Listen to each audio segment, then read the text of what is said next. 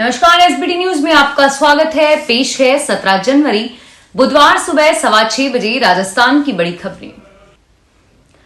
Lok Sabha speaker Om Birla ने कहा कि जनता ने विधायकों को बहुत उम्मीद के साथ चुनकर भेजा है। विधायक जनता के भरोसे पर खरा उतरे और अपने निर्वाचन क्षेत्र तक ही सीमित हो रहे हैं।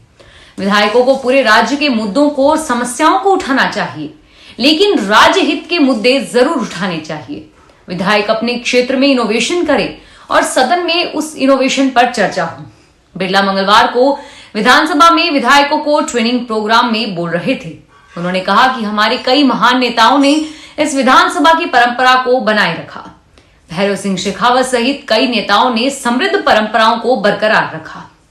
विधानसभा की गौरवशाली परंपराओं को आगे बढ़ाने का भी बहुत से नेताओं ने काम किया।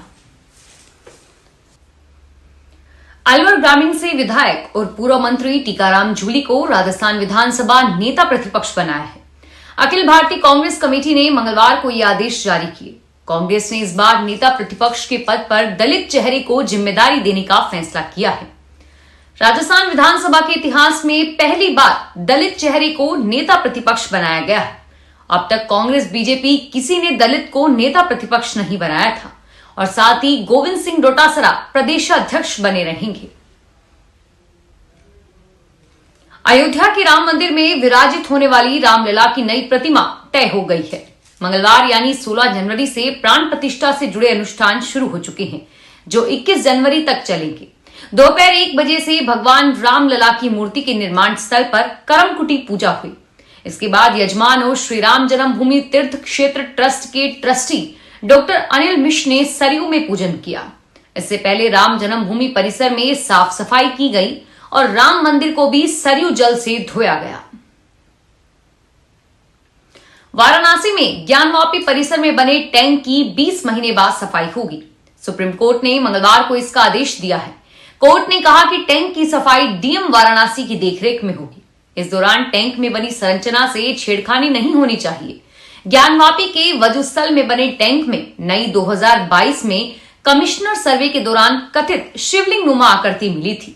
हिंदू पक्ष ने दावा किया था कि यह शिवलिंग है, जबकि मुस्लिम ने कहा कि यह अंजुमन इंतजामिया मसाजिद कमेटी ने इसे फवारा बताया था। 2022 में वाराणसी कोर्ट ने इसे सील करने का आदेश दिया था और तब से यह परिसर सील है। और इसी साल 2 जनवरी को हिंदू पक्ष के वकील विष्णु शंकर ने सुप्रीम कोर्ट में याचिका दाखिल की थी। इसमें ज्ञानवापी परिसर में मिले शिवलिंग के सील वाले इलाके की साफ सफाई को लेकर मांग की गई थी। राजस्थान में बीजेपी लोकसभा चुनावों के लिए मिशन 25 में जुट गई है। इसके मद्देनजर जयपुर बीजेपी मुख्यालय में मंगलवार को 7 मोर्चों की बैठक हुई। पार्टी ने सभी मोर्चों को सम्मेलन करके पार्टी के साथ ज्यादा से ज्यादा लोगों को जोड़ने का टास्क दिया है। एससी और एसटी मोर्चा को कच्ची बस्तियों और समाज के हॉस्टल्स में सम्मेलन करने का टास्क मिला है और वहीं ओबीसी को ओबीसी की सभी जातियों के सामूहिक सम्मेलन और उसके बाद जाति विशेष सम्मेलन करने का टास्क दिया गया है। इसके अलावा युवा मोर्चा को यूथ हॉस्टल से जुड़े सम्मेलन कराने के लिए कहा है। पार्टी ने अल्पसंख्यक मोर्चों को स्नेह मिलन सम्मेलन के जरिए अल्पसंख्यक समुदाय के लोगों को केंद्र सरकार द्वारा उनके लिए चलाई जा रही योजनाओं की जानकारी देने और उससे लाभान्वित हो रहे लोगों के बारे में बताने को कहा है।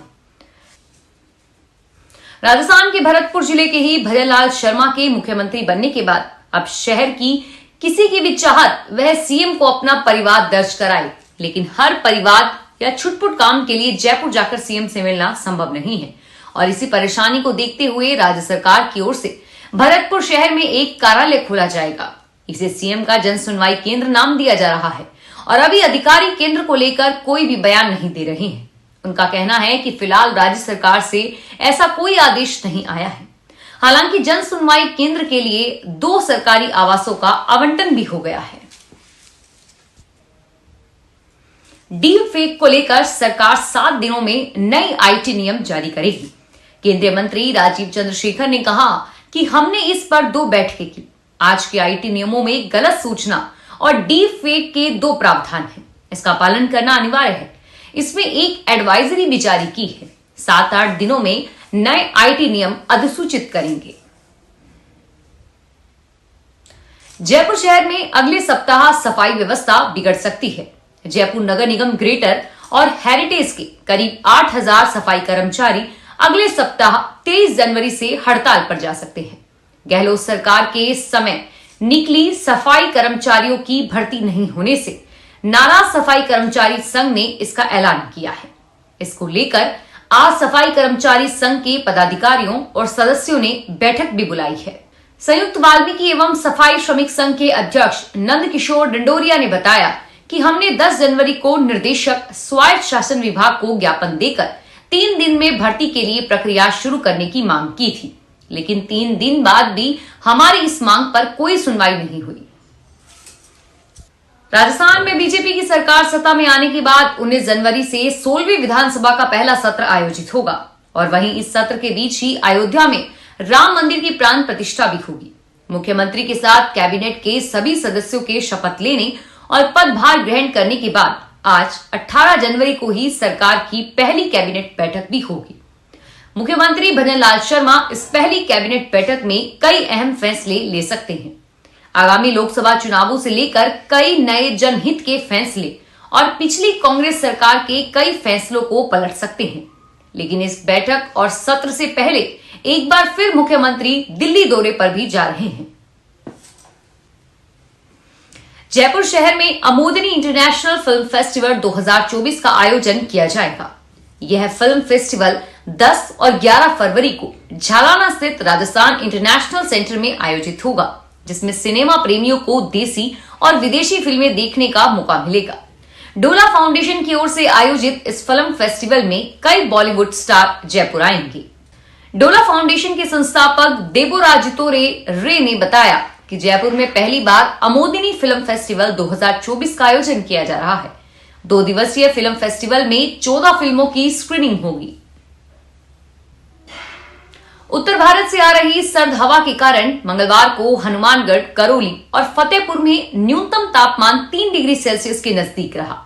हिल स्टेशन माउंट आबू में मंगलवार को दूसरे दिन भी पारा माइनस में रहा। शेखावटी में सर्दी से लोगों को थोड़ी राहत मिली और यहां न्यूनतम तापमान 2 से 3 डिग्री सेल्सियस बढ़ गया है। जयपुर मौसम केंद्र ने सीकर, चूरू, हनुमानगढ़, श्रीगंगानगर, झुंझुनू, भरतपुर और अलवर में 19 जनवरी तक घना कोहरा रहने की आशंका जताते हुए येलो अलर्ट जारी किया है। इन जिलों में सुबह कोहरे के कारण विजिबिलिटी 200 मीटर से भी कम रह सकती है। जयपुर मौसम केंद्र के निर्देशक राधेश्याम शर्मा ने बताया कि 19 जनवरी तक राज्य के उत्तर पूर्वी जिलों में घना कोहरा छाया रह सकता है। इस कारण यहां दिन के तापमान में मामूली गिरावट हो सकती है, जबकि शेष जिलों में अगले 3 से 4 दिन तक आसमान साफ रहने की संभावना है। केंद्र सरकार के शिक्षा मंत्रालय के अधीन जवाहर नवोदय विद्यालय नांदला, नसीराबाद, जिला अजमेर ने पात्र और योग्य अभ्यर्थियों से अनुबंध के आधार पर योग प्रशिक्षक और डोमेस्टिक डेटा एंट्री ऑपरेशन पदों पर भर्ती के लिए आवेदन आमंत्रित किए हैं। योग प्रशिक्षक पद के लिए अभ्यर्थियों के पास किसी भी विषय में मान्यता प्राप्त विश्वविद्यालय की डिग्री के साथ साथ मान्यता प्राप्त संस्थान से योग में 1 वर्षीय डिप्लोमा होना चाहिए और वहीं डेटा एंट्री ऑपरेशन पदों के लिए अभ्यर्थियों के पास 1 वर्षीय कंप्यूटर एप्लीकेशन में 1 वर्षीय डिप्लोमा या समकक्ष डिग्री होनी चाहिए। आवेदन करने की अंतिम तिथि 20 जनवरी है। राजस्थान में सूखे की चपेट में आकर खरीफ 2023 की खराब हुई फसलों के नुकसान की भरपाई सरकार करेगी। केंद्रीय गृह मंत्रालय की गाइडलाइन के अनुसार प्रभावित किसानों को आदान अनुदान के रूप में सहायता देने के लिए प्रदेश के बीकानेर समेत 13 जिलों के जिला कलेक्टर्स को निर्देश दिए गए हैं। प्रदेश के आपदा प्रबंधन सहायता विभाग की ओर से जारी निर्देश के अनुसार खरीफ में बोई फसल का 33% से अधिक नुकसान हुआ है तो 8,500 रुपए से लेकर 22,500 रुपए प्रति हेक्टेयर कृषि आदान अनुदान दिया जाएगा। देश की उत्पादक मंडियों में इन दिनों नए धनिये की छिटपुट आवक शुरू हो गई है। मंडियों में पुराने धनिये का कैरी ओवर स्टॉक भी काफी है और यही कारण है कि धनिये की कीमतें लगातार टूट रही है। 2 सप्ताह के अंतराल में धनिया तकरीबन 5 रुपए प्रति किलो मंदा हो गया है। धनिया ईगल मशीन क्लीन कोटा 82 रुपए तथा स्कूटर 88 रुपए प्रति किलो जीएसटी पेड बोला जा रहा है। फिलहाल गुजरात के गोंडल तथा राजस्थान की रामगंज मंडी में 2-4 बोरी गीला धनिया आने लगा है। नए धनिये की अच्छी आवक 10 फरवरी से प्रारंभ हो जाएगी। राजस्थान की पूर्व मुख्यमंत्री वसुंधरा राजे की ओर से मंगलवार को ख्वाजा साहब के 812वें उर्स पर चादर पेश की गई। चादर पेश करने के बाद दरगाह के निजाम गेट पर राजे का संदेश पढ़ा गया। चादर लेकर भाजपा देहात के पूर्व जिलाध्यक्ष प्रोफेसर बीपी सारस्वत, राजे के वकील अफसान चिश्ती, यूनिवर्सिटी के पूर्व छात्र संघ अध्यक्ष मोहित जैन सहित अन्य भाजपा पदाधिकारी और कार्यकर्ता विश्व प्रसिद्ध ख्वाजा मोइनुद्दीन चिश्ती की दरगाह पहुंचे। दरगाह पहुंचने पर सभी का स्वागत किया गया। स्वागत के बाद ख्वाजा साहब के 812वें उर्स पर राजे की चादर पेश की गई। चादर पेश करने के बाद दुआएं भी मांगी गई। फिलहाल इन खास खबरों में इतना ही। ताजा खबरों की जानकारी के लिए देखते रहिए SBT न्यूज। धन्यवाद।